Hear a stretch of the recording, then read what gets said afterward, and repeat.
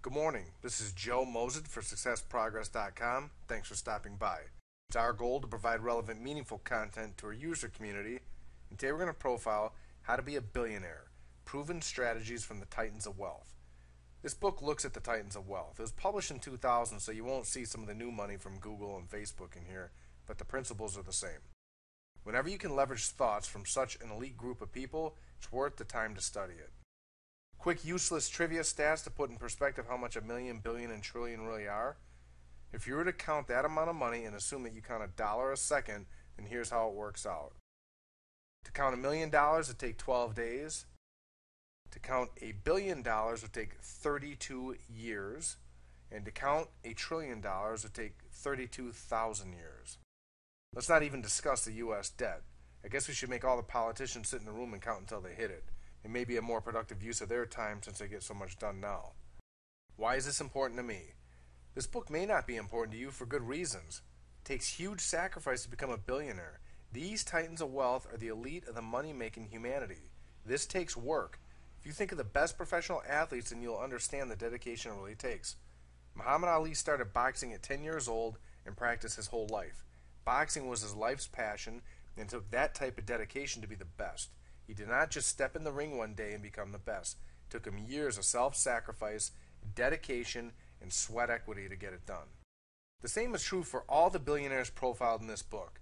On the other hand, there's great knowledge to be used if your goals are big but maybe not that big.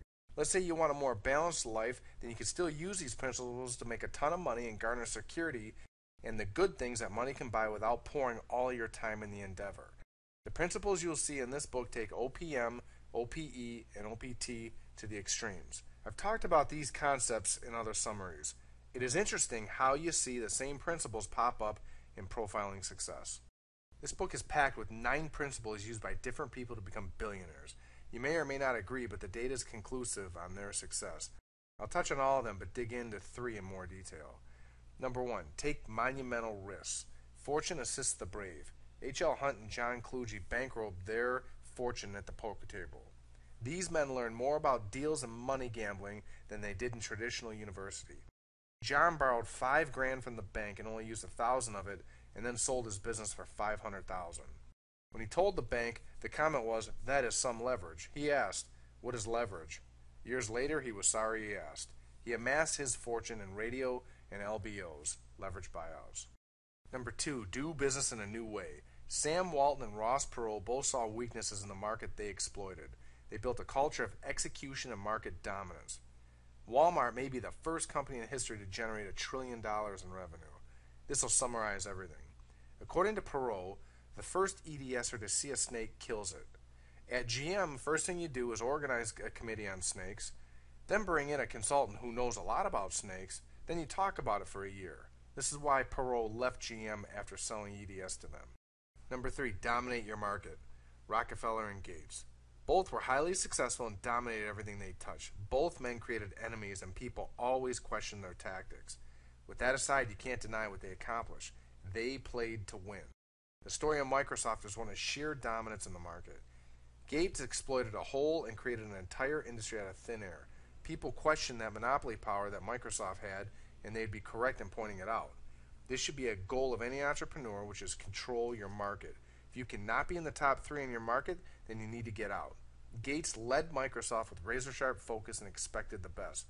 He leveraged his strength to branch out into other profitable software markets. He read the encyclopedia cover to cover by age 11.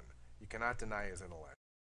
Number 4, consolidate a market. This strategy does create billions of dollars, but you need to be careful because most market roll-ups end in disaster. Read billion-dollar lessons. When you do it right, like Wayne Huizenga of Waste Management, then you create billion-dollar companies and market capitalizations.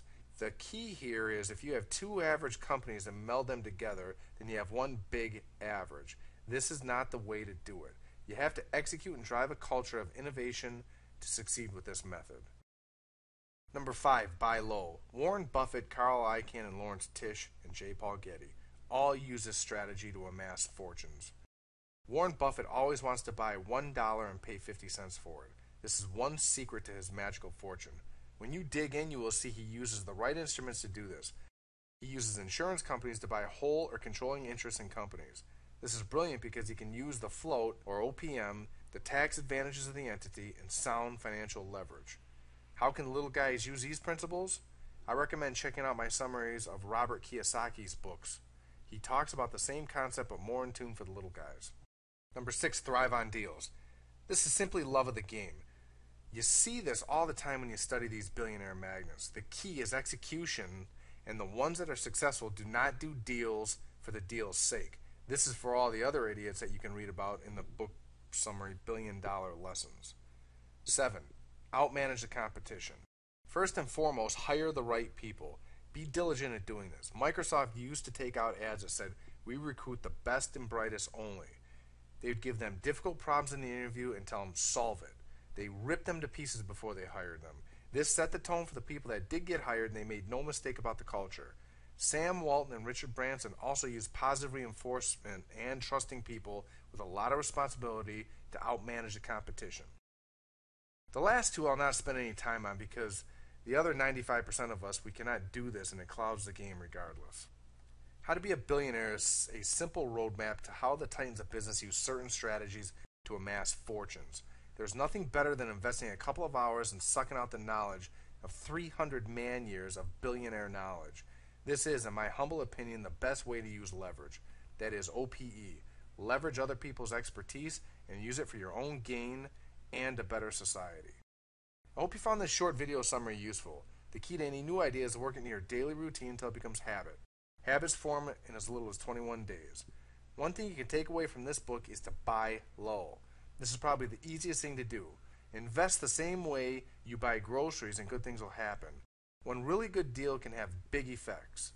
I was really lucky in my business. We merged with a company that was going to be dissolved by a much bigger entity. We picked up the company for pennies and added to our team 3 professionals that will enhance us tenfold. Be patient and keep your eyes open. Luck favors the prepared mind. If you've enjoyed this video, then please do not hesitate to pass it along, and if you want more detail, then click on the link below and purchase Martin's book, How to Be a Billionaire. Thanks for watching, and have a great day.